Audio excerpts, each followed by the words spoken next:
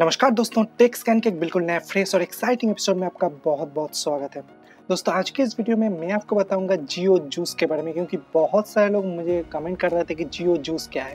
भाई जियो जूस ऐसा कुछ भी नहीं है, आपको सीरियस होने की बिल्कुल भी आवश्यकता नहीं है, क्योंकि जियो जूस है जियो की तरफ से एक अप्रैल फूल है।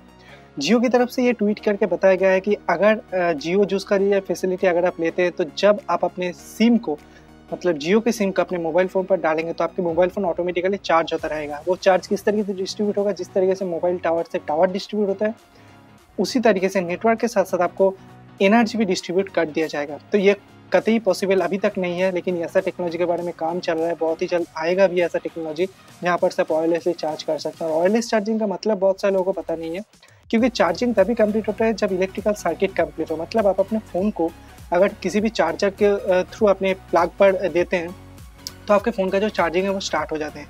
अब चार्जिंग स्टार्ट होने के लिए आपके चार्जर का जो प्लग है वो आपके फ़ोन पर देना भी ज़रूरी है।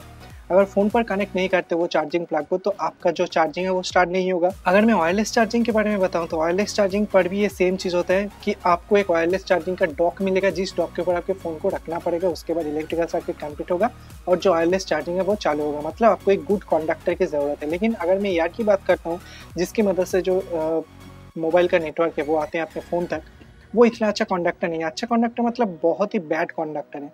अगर एयर सच में कंडक्ट करता है तो जो रेल के जो तार होते हैं ना, उस तार से इतना करंट जनरेट होता है तो आप उसके आसपास भी चल नहीं पाते अगर एयर अच्छा कंडक्टर होता था। एयर बिल्कुल भी अच्छा कंडक्टर नहीं है, और इस बैड कंडक्ट के साथ किस तरीके से एनर्जी अपने फ़ोन तक आएगा ये मुझे हजम नहीं हुआ। लेकिन फिर भी बहुत सारे लोग इस चीज़ को सीरियसली ले रहे थे, तो इसीलिए मैंने आपके लिए एक वीडियो बना दिया कि सीरियस लेने की बिल्कुल भी आवश्यकता नहीं है। ये बिल्कुल एक अप्रैल फूल की तरह है, आपको सिर्फ फूल बनाया गया है।